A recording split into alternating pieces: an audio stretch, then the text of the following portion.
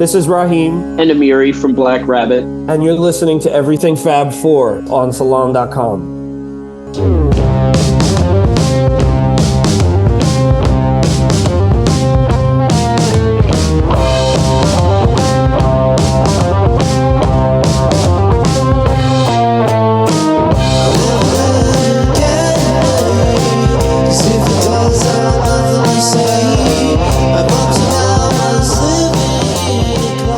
Welcome to Everything Fab Four, a podcast focused on fun and intelligent stories about the Beatles.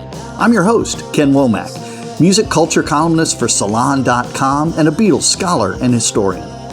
No other band, or popular phenomenon for that matter, has enjoyed the global impact the Beatles have and continue to have more than 50 years later. They are part of our human fabric. They created music that continues to bring people together, and just about everyone has their own Beatles story to tell, some that are surprisingly deep and unexpected. This show seeks to draw those stories out in interesting and insightful ways. Remember, it's a Beatles world, and everyone has a story.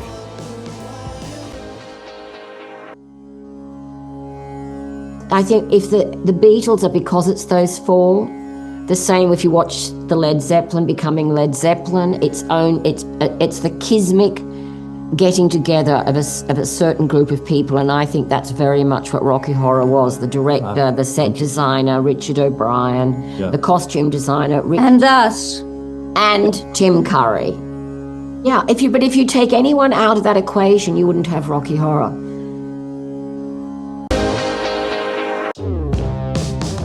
Just in time for Halloween, today's guests come to us from the Rocky Horror Picture Show.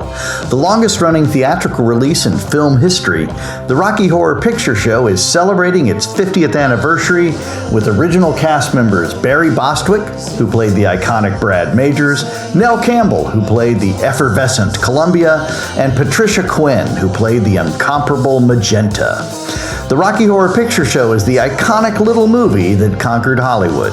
The film began life as a British musical comedy franchise with the 1973 stage performance, which is comprised of numerous horror, B-movie, and science fiction elements.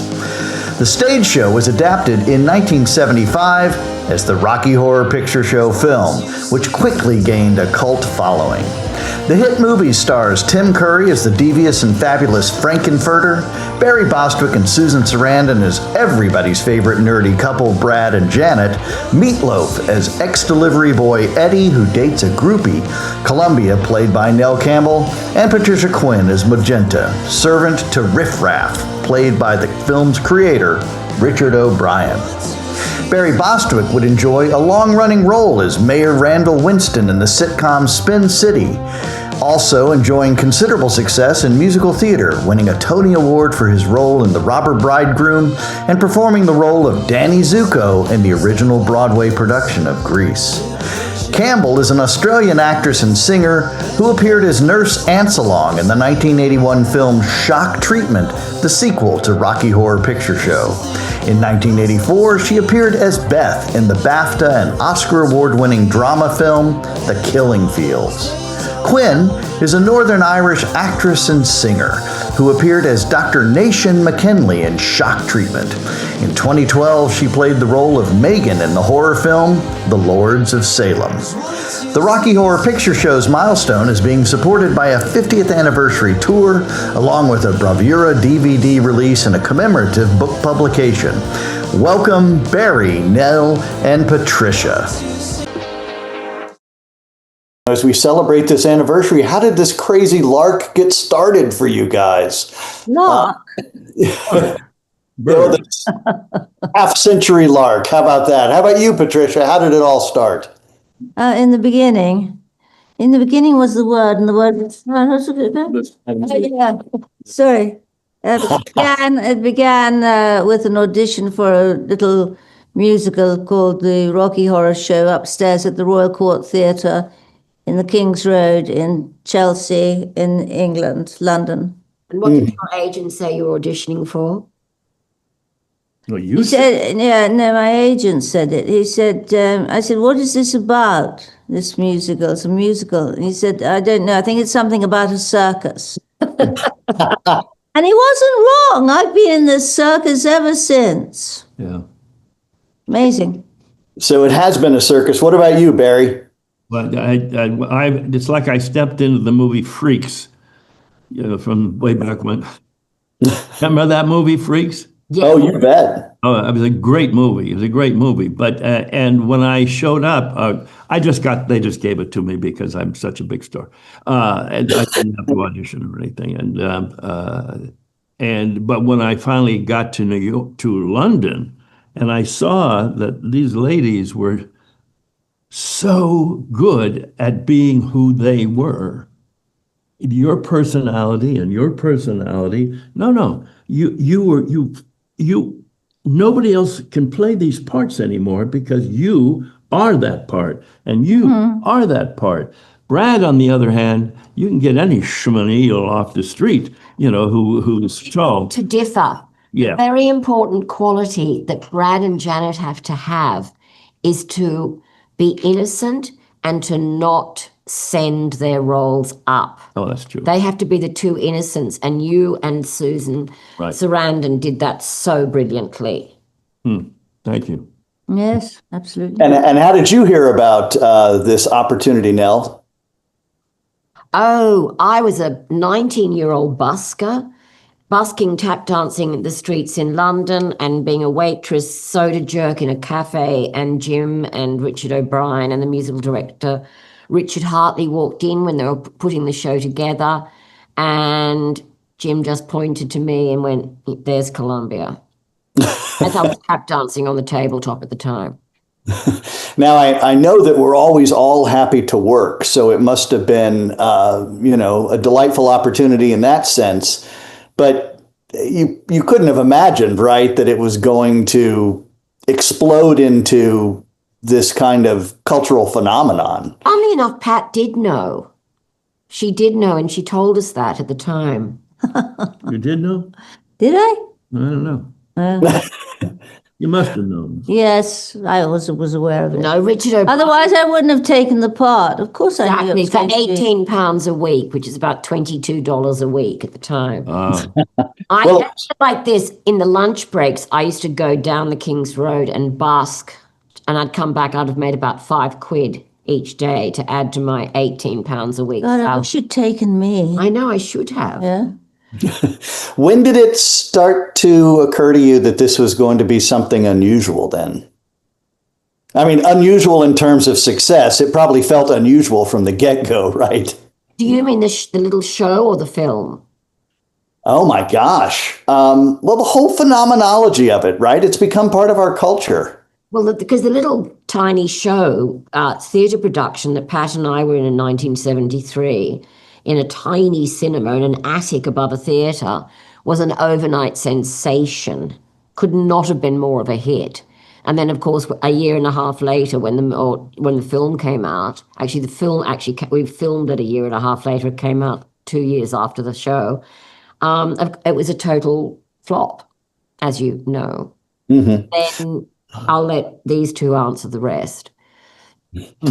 So then you kept busking. Yeah, I left the show to continue busking. I am a driven, ambitious woman. I felt the streets were lonely without me, and back I went. Hence my It was amazing she did it. I left the show to play Christabel Pancras on a massive BBT television series and get the vote for women. Suffragette. yeah. Why do you think it was? Oh, sorry, Barry. I went back to Broadway and won a Tony Award. So what can I say? It was on my day. Something for everyone, yeah. Yeah, thank you. But when it goes to when we're talking about what happened there in London with the stage show, why do you think it was that this show was captured the imagination like that? Because it was brilliant. It was for pure rock and roll. And also, I mean, The songs are amazing, stunning. Also, it was short. The best thing about it, it was short. It was 1 hour, 10 minutes upstairs at the Royal Court with no interval. Keep it short. They love also, it. we have to consider the fact that it included, bisexuality and cross-dressing and trans. The whole thing everyone was represented. Even the odd heterosexual was represented in it. So, and the songs were great. Even those. Well, I know they barely get a look in, but the songs were great. It was a witty script, and I guess the timing was great also. But let's face it, it wasn't just about timing, because here we are 50 years later still celebrating, but it's because it was a celebration of all that sexuality plus the good songs and the witty script and it being short. Well, Well, something for everybody. That's right, and the freedom that Barry mentioned just now made sense in the 1970s, of course. I wonder. So as you know, my show is everything Fab Four, and I marvel at the quality of those songs. Yes, the show is fun and it's engaging, and it, as you just said, Nell, it allows space for everyone to see themselves in it. But those songs are damn well written. Yeah, brilliant. I agree with you. Brilliant. Not a duck song in it. Because, I don't know. I went to see the actual show on stage in London, and now it's like, I don't wish to, it's overproduced as far as I'm concerned. It's like too much choreography, blah, blah, blah. We were so simplistic. We didn't have any choreography, nothing. We knew how to do the time warp because the song told us how to do it. But other than that, and now everything's choreographed and massive, But you just kept thinking, hurry up, where's the next bloody song? Get on with it. Yeah. But also, when we did the show originally, there were no Transylvanians, much as they're fabulous in the film, but it was just the main characters. And we played it for real. Now it's incredibly high power camp. It's like a Vegas show. But we played it for real. Oh, totally for real. Yeah. And believed every second. And Tim Curry didn't play the role as a screaming queen transvestite, who, by the way, I adore that idea. And I loved screaming queens and transvestites.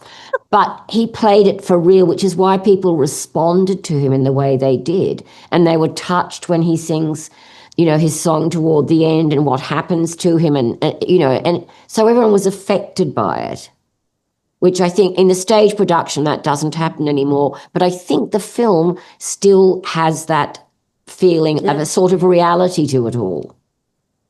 Yes, and so it creates an interesting dissonance then between the audience having their experience and what is taking place with the characters, and as you said, with the Tim Curry character arc. Can I say one more thing? From what I understand, Richard O'Brien can only play 4 chords. He's right. And if you look at the music, it's all based on 4 chords. And I think that's one of the great things about the music in this, is that anybody can play it, anybody could sing it, and God knows anyone can dance it. Yeah. Even the pelvic thrust. Yeah.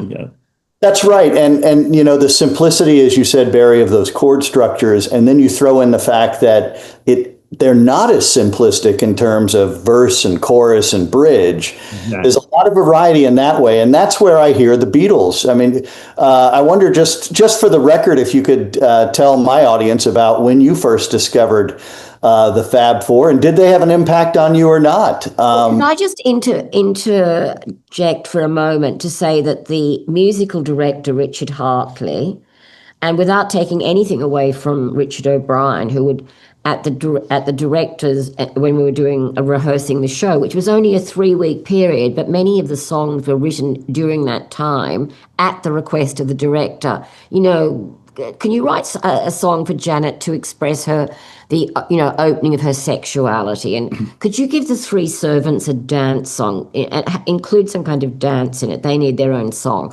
And so all of this was part of what made it. And I'm really getting to something here, but I've now forgotten the question.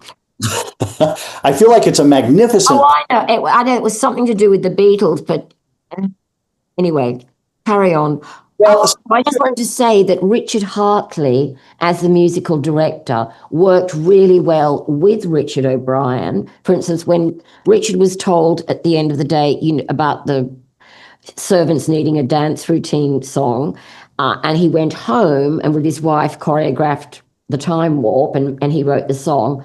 On the way to rehearsal the next morning, he stopped off with Richard Hartley, finessed the chorus, and then arrived on time at rehearsal, and there it is.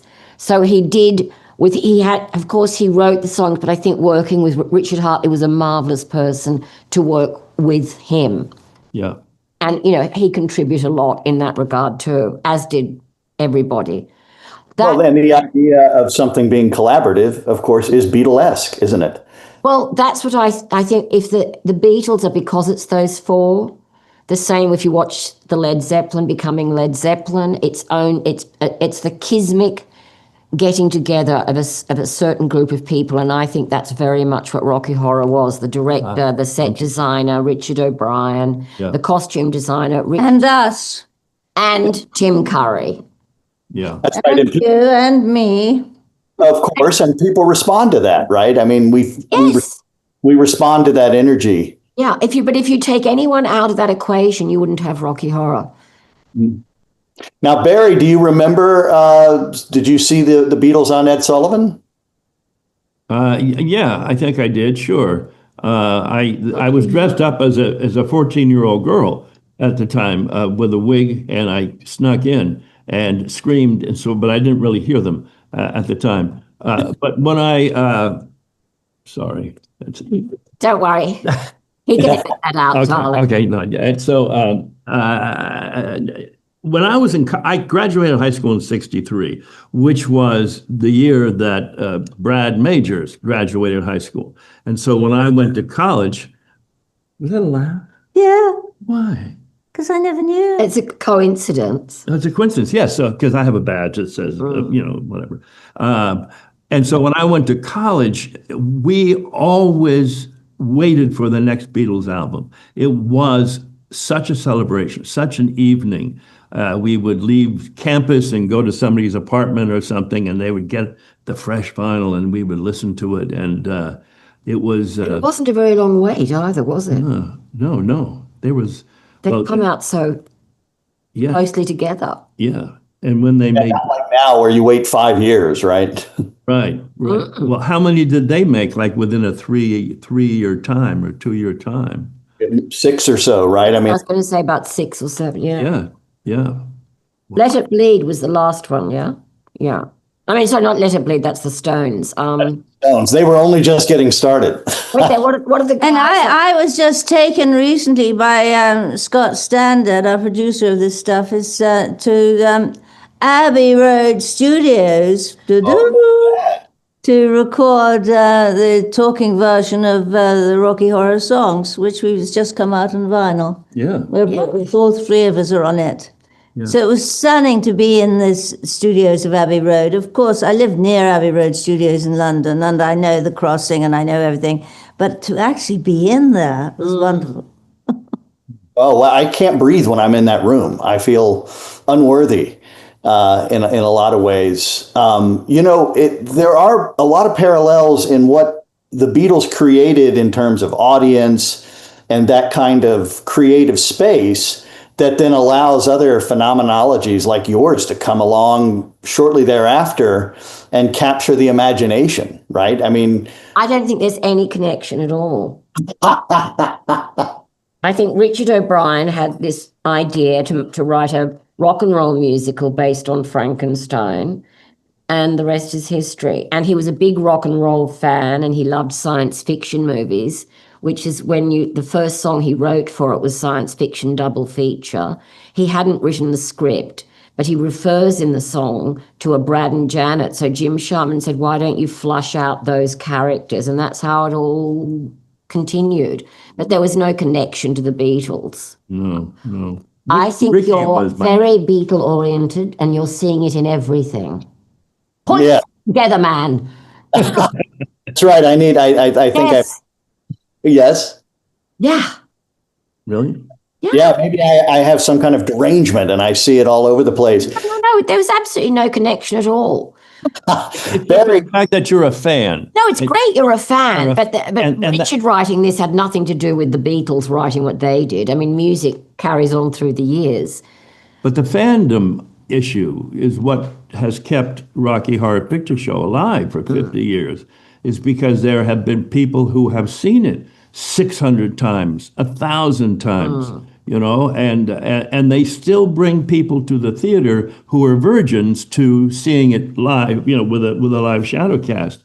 And we're out on the road doing this tour, and on a Monday night somewhere, we'll still get 1,000 people in the theater, throwing. A lot of them dressed as the characters. Oh, yeah. Amazon made a. And I'm throwing things because I think I'm a rock and roll star now on these tours, and I'm throwing things like televisions into swimming pools because that. Out of a hotel window. The producers really had enough of it.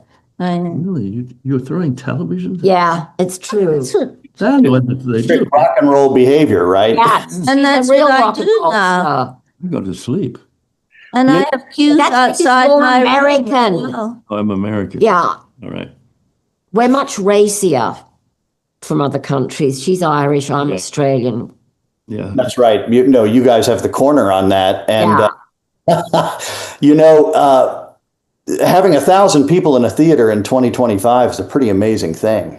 Sometimes more. Sometimes 3 and 4. Yeah. Sorry, I'm not. They're huge, the crowds, and they are just phenomenal Yeah. in their appreciation and how much the film has changed their lives and their community that they've created together. It's just a wonderful thing, and we did not have any idea that that was what was going to be the result of the little tiny stage show and then the film, and it's just magnificent. I love, and we all love, the liberation it has given people to express themselves and just to be able to be themselves. The other day, I saw 3 generations sitting in front of me in the front row, and I knew that because they had talked to me beforehand. But and they were that close to a 4th generation, I think, of fans for this. And I'm going, my God! I mean, how often does a 3rd generation love and appreciate something that their grandparents Very good and point. appreciated? So That is a great point. special about this phenomenon that that constantly, and I think we're going to go on for another 50 years.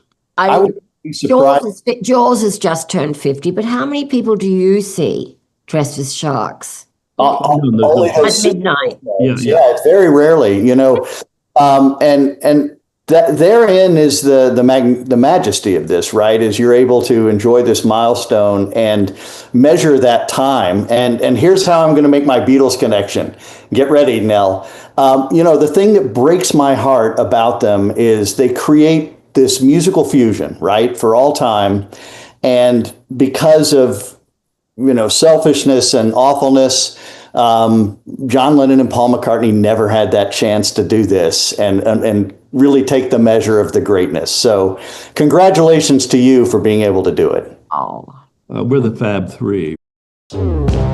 Everything Fab Four is presented by Salon.com, the premier news, politics, innovation, and arts website. For more information, visit everythingfab4.com, where you can learn more about our podcast and my latest Beatles-related book, Living the Beatles Legend, The Untold Story of Mal Evans. The Everything Fab Four theme song, Seize the Day, is provided courtesy of Black Rabbit, the high-octane Beatles cover band, an innovative psychedelic rock project from Rockaway Beach, Queens in New York City. Like what you heard today on Everything Fab Four? Be sure to subscribe, give us a rating, and recommend the show to your friends. Plus, you can follow us on Facebook and Twitter at EF4 Podcast. Distributed by Salon.com, Everything Fab 4 is a Wonderwall production. Remember, it's a Beatles world, and everyone has a story.